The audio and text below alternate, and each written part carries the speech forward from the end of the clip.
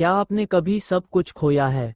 वो लम्हा जब सपने टूटते हैं, रिश्ते छूटते हैं और जिंदगी सवाल बनकर खड़ी हो जाती है। ये कहानी है ऐसे ही एक इंसान की जिसने सब कुछ खोकर भी हार नहीं मानी, जो एक दिन करोड़ों का मालिक था और अगले दिन किराए के कमरे में बैठा अपनी बेटी के इलाज के लिए भीख मांग रहा था। लेकिन उसने उस अंधेरे को रोशनी में बदला।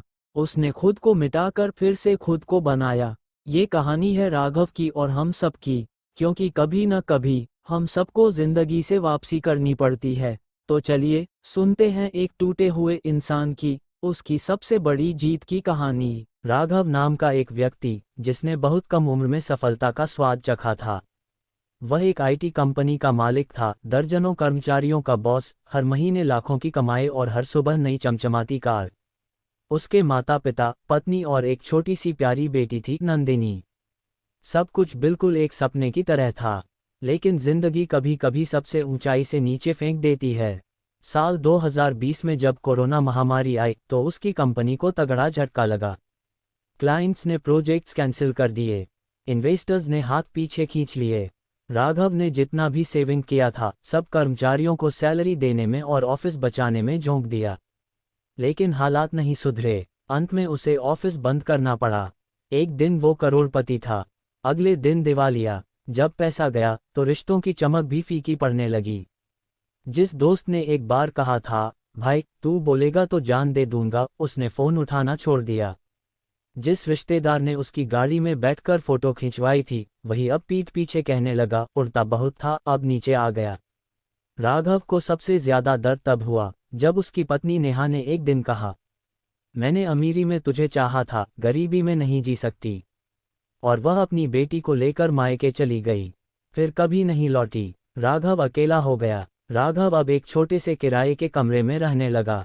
2 वक्त की रोटी मुश्किल थी। नौकरी ढूंढी, लेकिन लोग कहते आप ओवर क्वालिफाइड हैं, या फिर हम ऐसे गिर चुके प्रोफेशनल्स को रिस्क नहीं लेते। एक रात वह अपने कमरे में अकेला बैठा था, खिड़की के पास बाहर बारिश हो रही थी। उसने छत की ओर देखा और कहा, हे भगवान, अगर तू है तो क्या यही मेरी कहानी का अंत है। वो रोया, घंटों तक रोता रहा। फिर एक अजीब सी शांति अंदर उतरने लगी, जैसे कोई अदृश्य शक्ति उसके कंधे पर हाथ रखकर कह रही हो, अभी सब खत्म नहीं हुआ है राघव, अब शुरुआत होगी। अगले दिन सुबह राघव ने अपने फ़ोन में एक नोटिफिकेशन देखा, free online course, coding, design, marketing. उसे याद आया उसने कभी कॉलेज में बहुत अच्छा कोड किया था। उसने कोर्स में नाम लिखाया। दिन रात पढ़ाई, फिर से प्रैक्टिस, फिर से लेट नाइट्स, ये सब उसने फिर से शुरू किया। धीरे धीरे उसने फ्रीलांस प्रोजेक्ट्स लेने शुरू किए। छोटे छोटे क्लाइंट्स, कम पैसों में, लेकिन बहुत अच्छे से काम करके देता। और फिर एक क्लाइंट ने उसे $200 का प्रोजेक्ट दिया और लिखा, यू आर ब्रिलियंट। राघव के लिए ये सिर्फ पैसा नहीं था, ये आत्मविश्वास था।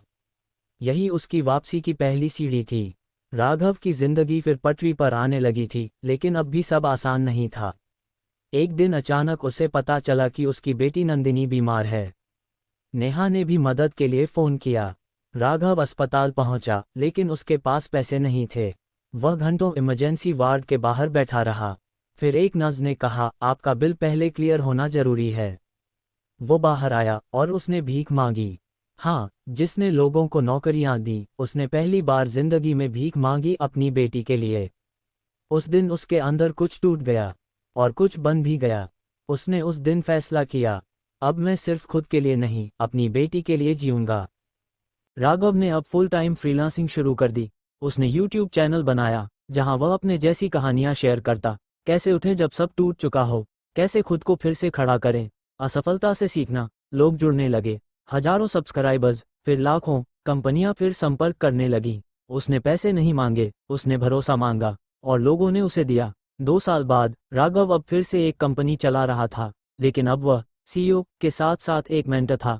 वह बेरोजगारों को फ्री में ट्रेन करता, यूट्यूब से होने वाली कमाई से वह गरीब बच्चों की पढ़ाई करवाता। और सबसे खूबसूरत पल, जब उसकी बेटी नंदिनी एक दिन उसके पास आई और कहा, पापा आप मेरे सुपरहीरो हो। एक दिन किसी पत्रकार ने राघव से पूछा, आपकी सबसे बड़ी उपलब्धि क्या रही? राघव मुस्कुराया और बोला, मेरी सबसे बड़ी उपलब्धि ये है कि मैं उस दिन हार नहीं माना, जब मेरे पास सब कुछ खो गया था। मैं गिरा, टूटा, रोया, लेकिन रुका नहीं।